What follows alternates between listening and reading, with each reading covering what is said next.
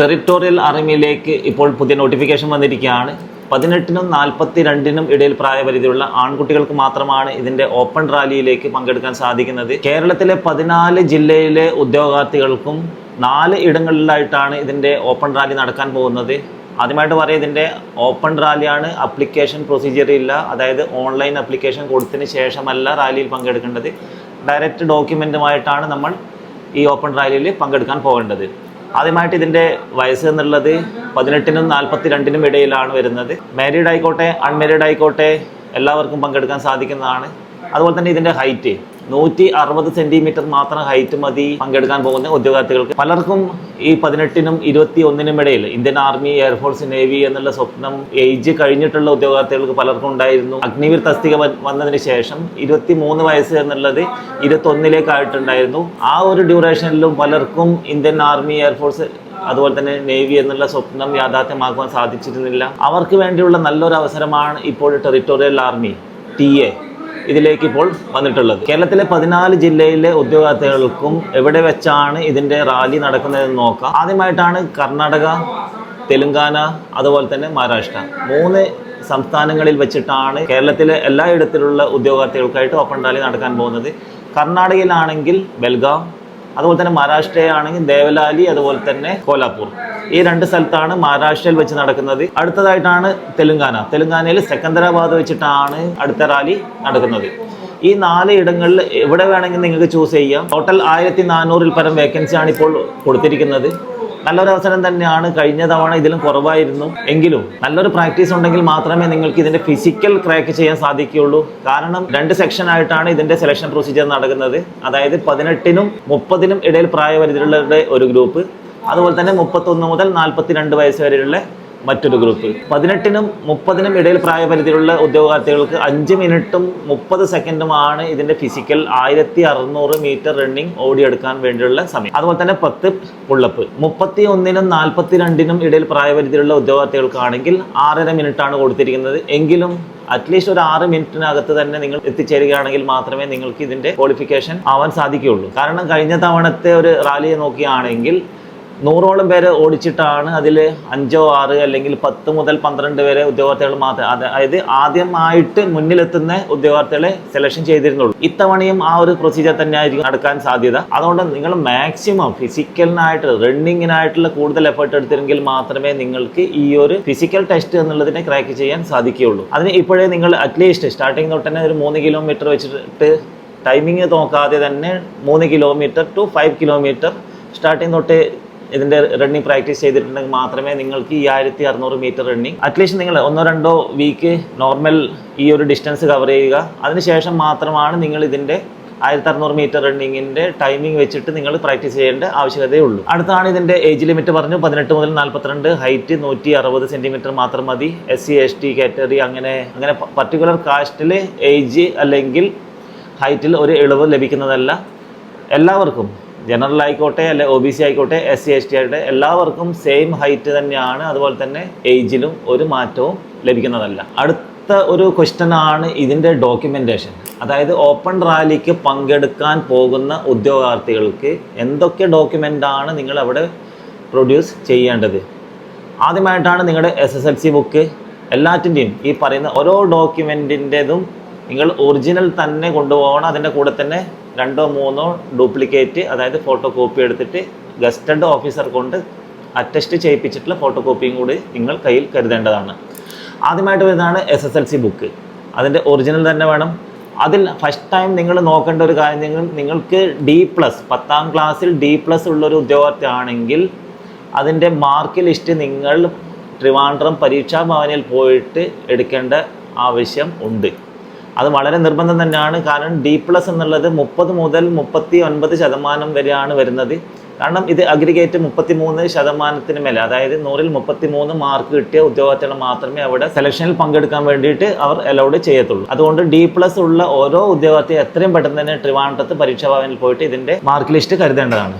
അടുത്തായിട്ടാണ് Aadhaar card, PAN card. PAN card ഇല്ലാത്തൊരു ഉദ്യോഗാർത്ഥിയാണ് എത്രയും പെട്ടെന്ന് തന്നെ അതിൻ്റെ അപ്ലിക്കേഷൻ കൊടുക്കുക. കാരണം അപ്ലിക്കേഷൻ കൊടുത്തതിൻ്റെ നിങ്ങൾക്ക് ഒരാഴ്ച അല്ലെങ്കിൽ 2 ആഴ്ചയ്ക്ക് ശേഷം, അതായത് ഒറിജിനൽ വന്നില്ല എന്നുണ്ടെങ്കിൽ ഈ പാൻ കാർഡ് നിങ്ങൾക്ക് സൈറ്റിൽ നിന്ന് ലഭിക്കുന്നതാണ്. അത് പ്രൊഡ്യൂസ് ചെയ്താൽ മാത്രം മതിയായിരിക്കും. അടുത്തതാണ് നമ്മുടെ കോൺടാക്ട് സർട്ടിഫിക്കറ്റ്. സ്വഭാവ സർട്ടിഫിക്കറ്റ് നിർബന്ധമായി, അതായത് നിങ്ങൾ ലാസ്റ്റ് പഠിച്ച ഒരു സ്കൂൾ അല്ലെങ്കിൽ കോളേജിൽ നിന്ന് നിങ്ങൾക്ക് പ്രിൻസിപ്പാൾ അല്ലെങ്കിൽ ഹെഡ് മാസ്റ്റർ എടുക്കുന്ന നിങ്ങൾക്ക് ലഭിക്കുന്നതാണ്. അല്ലെങ്കിൽ പഞ്ചായത്തിൽ നിന്നും നിങ്ങൾക്ക് ഇതിൻ്റെ സ്വഭാവ സർട്ടിഫിക്കറ്റ് ലഭിക്കുന്നതാണ്. അടുത്ത ഡോക്യുമെൻ്റാണ് പോലീസ് ക്ലിയറൻസ്, PCC എന്ന് പറയും, പോലീസ് ക്ലിയറൻസ് സർട്ടിഫിക്കറ്റ്. അത് അക്ഷയ ത്രൂ ആണ് ആപ്ലിക്കേഷൻ കൊടുക്കേണ്ടത്. 500 രൂപ ഇതിൻ്റെ ഫീസ് വാങ്ങുന്നുണ്ട്. അല്ലെങ്കിൽ നിങ്ങൾക്ക് ഡയറക്റ്റ് ലഭിക്കുന്നതാണെങ്കിൽ ഡയറക്റ്റ് ഇതിൻ്റെ ഫോം അവിടെ ഫില്ല് ചെയ്തിട്ട് പോലീസ് സ്റ്റേഷനിൽ നിന്നും നിങ്ങൾക്ക് വാങ്ങാവുന്നതാണ്. അടുത്ത ഡോക്യുമെൻ്റാണ് മാരീഡ് സർട്ടിഫിക്കറ്റ്. കല്യാണം കഴിച്ചിട്ടുള്ള ഒരു ഉദ്യോഗാർത്ഥിയാണെങ്കിൽ മാരീഡ് സർട്ടിഫിക്കറ്റ്, അല്ലെങ്കിൽ കല്യാണം കഴിയാത്തൊരു ഉദ്യോഗാർത്ഥിയാണെങ്കിൽ അൺമാരീഡ് സർട്ടിഫിക്കറ്റ്. ഇതും വളരെ നിർബന്ധം തന്നെയാണ്. അടുത്തതായിട്ട് മെയിനായിട്ട് വരുന്നതാണ് നമ്മുടെ നേറ്റിവിറ്റി, അതുപോലെ തന്നെ കമ്മ്യൂണിറ്റി സർട്ടിഫിക്കറ്റ്. നേറ്റിവിറ്റി സർട്ടിഫിക്കറ്റ് അതുപോലെ തന്നെ കമ്മ്യൂണിറ്റി സർട്ടിഫിക്കറ്റ് നിർബന്ധമായും കരുതേണ്ടതാണ്. അടുത്ത ഡോക്യുമെൻ്റാണ് ഡൊമസൈൽ. ഡൊമസൈൽ സർട്ടിഫിക്കറ്റ് പലരും വില്ലേജ് ഓഫീസറുടെ സൈനോട് കൂടിയുള്ള ഡൊമസൈൽ സർട്ടിഫിക്കറ്റാണ് ഹാൻഡിൽ ചെയ്യാറുള്ളത്. പക്ഷേ നിർബന്ധമായി നിങ്ങൾ തഹസിൽദാറുടെ സൈനോട് കൂടിയുള്ള ഡൊമസൈൽ സർട്ടിഫിക്കറ്റ് തന്നെ മാക്സിമം കരുതുക. അതുപോലെ തന്നെ ഡൊമസൈൽ സർട്ടിഫിക്കറ്റ് നിങ്ങൾ ഓൺലൈൻ അല്ല ഓഫ്ലൈൻ ആയിട്ട് ഡയറക്റ്റ് ഫോട്ടോ പതിപ്പിച്ചിട്ടുള്ളതാണെങ്കിൽ വളരെ ബെറ്റർ തന്നെ ആയിരിക്കും. അടുത്തതാണ് ഫോട്ടോ. ലൈറ്റ് ബാക്ക്ഗ്രൗണ്ടോട് കൂടിയുള്ള 20 ഫോട്ടോ, അതായത് 20 പാസ്പോർട്ട് സൈസ് ഫോട്ടോ നിങ്ങൾ നിർബന്ധമായി കരുതേണ്ടതാണ്. ഇത്രയും ഡോക്യുമെൻ്റ് ആണ് നിങ്ങൾ ഓപ്പൺ റാലിയിൽ പങ്കെടുക്കാൻ പോകുമ്പോൾ നിങ്ങളുടെ കയ്യിൽ കരുതേണ്ടത്. അതുപോലെ തന്നെ നിങ്ങൾ ഓരോ ഒറിജിനൽ പ്ലസ് 3 കോപ്പി വീതം ഇതിൻ്റെ ഫോട്ടോ കോപ്പിയും കൂടെ കരുതേണ്ടതാണ്. അത് സെൽഫ് അറ്റസ്റ്റഡ് അല്ലെങ്കിൽ ഗസ്റ്റഡ് ഓഫീസർ കൊണ്ടുള്ള അറ്റസ്റ്റഡ് ആയിട്ട് കോപ്പി ഉള്ളതും കയ്യിൽ കരുതേണ്ടതാണ്. അത് ഇതിൻ്റെ നിങ്ങൾ ഡോക്യുമെൻ്റ് കരുതുന്നതിന് മുന്നോടിയായിട്ട് ഏറ്റവും പ്രധാനപ്പെട്ട കാര്യം എന്നുള്ളത് നിങ്ങളുടെ ഫിസിക്കലിനുള്ള പ്രാക്ടീസ് എന്നുള്ളത് തന്നെയാണ്. കാരണം കഴിഞ്ഞ തവണ 30 വയസ്സ് വരെയുള്ള ഉദ്യോഗാർത്ഥികളുടെ 5 മിനിറ്റിൽ താഴെയുള്ള, അതായത് 5 മിനിറ്റ് 1600 മീറ്റർ റണ്ണിങ് 5 മിനിറ്റിനുള്ളിൽ ഓടിയെത്തിയ ഉദ്യോഗാർത്ഥികളായിരുന്നു. അവർ മുന്നേ എത്തുന്ന ഉദ്യോഗാർത്ഥികളാണ് അവർ സെലക്ഷൻ ചെയ്തിട്ടുണ്ടായത്. ഇത്തവണയും സെയിം അത് തന്നെ നടക്കാനാണ് സാധ്യത. അതുപോലെ തന്നെ 31നും 42നും ഇടയിൽ പ്രായപരിധിയിലുള്ള ഉദ്യോഗാർത്ഥികൾക്കാണെങ്കിൽ മിനിമം 6 മിനിറ്റിനകത്ത് തന്നെ നിങ്ങൾ ഓടിയെത്താൻ ശ്രമിക്കുക. 1600 മീറ്റർ റണ്ണിങ് നിങ്ങൾ സെലക്ഷൻ ആവുകയാണെങ്കിൽ അടുത്തതാണ് പുള്ളപ്പ്. 10 പുള്ളപ്പാണ് എടുക്കേണ്ടത്. റണ്ണിങ്ങിനാണെങ്കിൽ 60 മാർക്ക്, പുള്ളപ്പിനാണെങ്കിൽ 40 മാർക്കാണ് നിങ്ങൾക്ക് ലഭിക്കുന്നത്. അതിൽ എക്സലന്റ്, ഗുഡ്, സാറ്റിസ്ഫാക്ടറി, അതായത് 10 പുള്ളപ്പാണെങ്കിൽ നിങ്ങൾ എടുക്കുന്നതെങ്കിൽ അതിന് 40 മാർക്ക് ലഭിക്കുന്നതാണ്. 10, 30, 20, അതായത് 8 പുള്ളപ്പാണെങ്കിൽ നിങ്ങൾ ഗുഡിൽ വരുന്നതാണ്. ഗുഡിന് 30 മാർക്കാണ് ലഭിക്കുന്നത്. അതുപോലെ 6 എണ്ണമാണ് നിങ്ങൾ എടുക്കുന്നതെങ്കിൽ അതിന് 20 മാർക്ക്. അപ്പോൾ അങ്ങനെ ടോട്ടൽ 40 മാർക്കിൻ്റെ പുള്ളപ്പാണ് വരുന്നത്. 60 മാർക്കിൻ്റെ എക്സലൻ്റ് ആണെങ്കിൽ 60 മാർക്ക്. അങ്ങനെയാണ് റണ്ണിങ്ങിന് ടോട്ടൽ 100 മാർക്കിൻ്റെ ഫിസിക്കലാണ് വരുന്നത്. അതിൻ്റെ കൂടെ തന്നെയാണ് ജസ്റ്റ് ഒരു ക്വാളിഫൈ എന്നുള്ളതിലാണ് 9 ഫീറ്റ് ഡിച്ച് അതുപോലെ തന്നെ ബാലൻസിങ് ചെയ്യിപ്പിക്കാറുണ്ട്. അതിനുശേഷം അടുത്ത പ്രൊസീജിയറാണ് നിങ്ങളുടെ ഡോക്യുമെൻ്റ് വെരിഫിക്കേഷൻ. ഡോക്യുമെൻറ്റിനകത്ത് നിങ്ങൾക്ക് സ്പോർട്സ് കോട്ട, അതായത് നിങ്ങൾക്ക് സ്പോർട്സ് നിങ്ങളുടെ സ്റ്റേറ്റ് ലെവൽ അല്ലെങ്കിൽ നാഷണൽ ലെവൽ ഏതെങ്കിലും ഉണ്ടെങ്കിൽ അവിടെ സബ്മിറ്റ് ചെയ്യാൻ സാധിക്കുന്നതാണ്. അതിൻ്റെ കൂടെ മെയിൻ ഇമ്പോർട്ടൻ്റ് ഒരു കാര്യം എന്നുള്ള NCC സർട്ടിഫിക്കറ്റ് ഉള്ള ഉദ്യോഗാർത്ഥികൾക്കാണ്. C സർട്ടിഫിക്കറ്റ് ഉള്ള ഉദ്യോഗാർത്ഥികൾ പ്രിയോറിറ്റി ലഭിക്കുന്നതാണ്.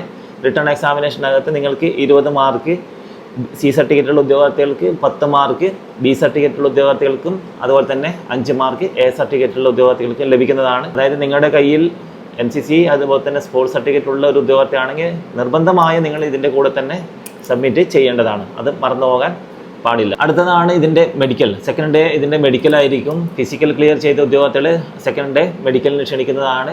മെഡിക്കലും കൂടെ പാസ്സാവുകയാണെങ്കിൽ അറ്റ്ലീസ്റ്റ് ഒരു മാസം അല്ലെങ്കിൽ 1.5 മാസത്തിനകത്ത് തന്നെ നിങ്ങളുടെ റിട്ടേൺ എക്സാമിനേഷൻ നടക്കുന്നതാണ്. വേറൊരു ഇമ്പോർട്ടൻറ്റ് കാര്യം എന്നുള്ളത് ടാറ്റു ഉള്ളൊരു ഉദ്യോഗാർത്ഥിയാണെങ്കിൽ, അതായത് നമ്മുടെ ഈ ഒരു പോർഷനിലാണ്, അതുപോലെ തന്നെ കൈയുടെ, അതുപോലെ തന്നെ കഴുത്ത്, പിൻഭാഗം, ഈ ഒരു പോർഷനിൽ നിങ്ങളുടെ ബോഡി ടാറ്റു ഉണ്ടെങ്കിൽ മാക്സിമം നിങ്ങളോട് സജഷൻ ചെയ്യാനുള്ളത് എന്നുള്ളത് അത് റിമൂവ് ചെയ്യുക എന്നുള്ളത് തന്നെയാണ്. കാരണം നിങ്ങൾ ഫിസിക്കൽ ക്ലിയർ ചെയ്തു, മെഡിക്കൽ സമയത്ത് ഇതിനെ റിജക്റ്റ് ചെയ്യുക എന്നുള്ളത് വളരെ വിഷമം പിടിച്ചൊരു കാര്യം തന്നെയായിരിക്കും.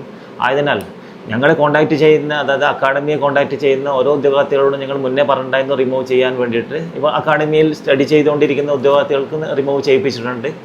കാരണം വളരെ നല്ലൊരു ചാൻസ് ആണ് ഈ ഒരു ഏജ് ലിമിറ്റിനകത്ത് ഇന്ത്യൻ ആർമിയുടെ യൂണിഫോം അണിയാൻ ലഭിക്കുക എന്നുള്ളത്. ഇതിൻ്റെ വേറെ ഒരു ഡൗട്ട് എന്നുള്ളത് പല ഉദ്യോഗാർത്ഥികളും ഇതിൻ്റെ നമ്മുടെ പേപ്പറിൽ കണ്ടപ്പോൾ ചോദിച്ചിട്ടുണ്ടായിരുന്നു, സാർ 7 വർഷം മാത്രമല്ലേ ഉള്ളൂ, അതിനുശേഷം എന്ത് ചെയ്യും എന്നുള്ളത്. ഇന്ത്യൻ ടെറിട്ടോറിയൽ ആർമി എന്നുള്ളത് പെർമനൻ്റ് ജോബാണ്, അഗ്നിവീർ അല്ല എന്നുള്ളത് ഇമ്പോർട്ടൻ്റ് ഒരു കാര്യം തന്നെയാണ്. നിങ്ങൾക്ക് 7 വർഷം സർവീസിന് ശേഷം നിങ്ങൾക്ക് വേണമെങ്കിൽ വോളണ്ടറി റിട്ടയർമെൻറ്റ് എടുത്തിട്ട് ഔട്ടാവാം. അതർവൈസ് 7 വർഷത്തിന് ശേഷം നിങ്ങൾക്ക് ഡയറക്റ്റ് DSC സെൻറ്ററിലേക്ക് നിങ്ങൾക്ക് കൺവേർട്ട് ചെയ്യാൻ സാധിക്കുന്നതാണ്. അപ്പോൾ ഈ ഒരു 7 വർഷത്തെ സർവീസ് DSC സെൻറ്ററിലും ആഡ് ചെയ്തുകൊണ്ടായിരിക്കും നിങ്ങൾ അടുത്ത സർവീസ് അവിടെ പുനഃസ്ഥാപിക്കേണ്ടത്. നല്ലൊരു അവസരം തന്നെയാണ് ഈ ഒരു 18-നും 42-നും അതുപോലെ തന്നെ 160 സെൻറ്റിമീറ്റർ ഹൈറ്റിനും ഇടയിൽ വരുന്ന പ്രായപരിധിയുള്ള ആൺകുട്ടികൾക്ക് മാത്രമായിട്ട് ലഭിച്ചിട്ടുള്ളത്. ഈ ഒരു അവസരം പാഴാക്കാതെ എത്രയും പെട്ടെന്ന് തന്നെ നിങ്ങൾ ഇതിൻ്റെ ഫിസിക്കലും അതുപോലെ തന്നെ റിട്ടേൺ എക്സാമിനേഷൻ്റെയും തയ്യാറി ചെയ്തുകൊണ്ട് തന്നെ ഡോക്യുമെൻറ്റും ഇപ്പോഴേ പ്രിപ്പറേഷൻ ചെയ്യുക. അതുപോലെ തന്നെ ഈ ഒരു വീഡിയോ കേരളത്തിൽ ടെറിട്ടോറിയൽ ആർമിയിലേക്ക് പോകാൻ ആഗ്രഹിക്കുന്ന ഓരോ ഉദ്യോഗാർത്ഥികളിലേക്കും അവരുടെ ഡൗട്ട് ക്ലിയറിനായിട്ട് ഇത് അയച്ചു കൊടുക്കുക. ഫൈനലി ഫിസിക്കൽ ടെസ്റ്റിന് പോകാൻ ആഗ്രഹിക്കുന്ന ഓരോ ഉദ്യോഗാർത്ഥികൾക്കും അഡ്വാൻസ് ബെസ്റ്റ് ഓഫ് ലക്ക്.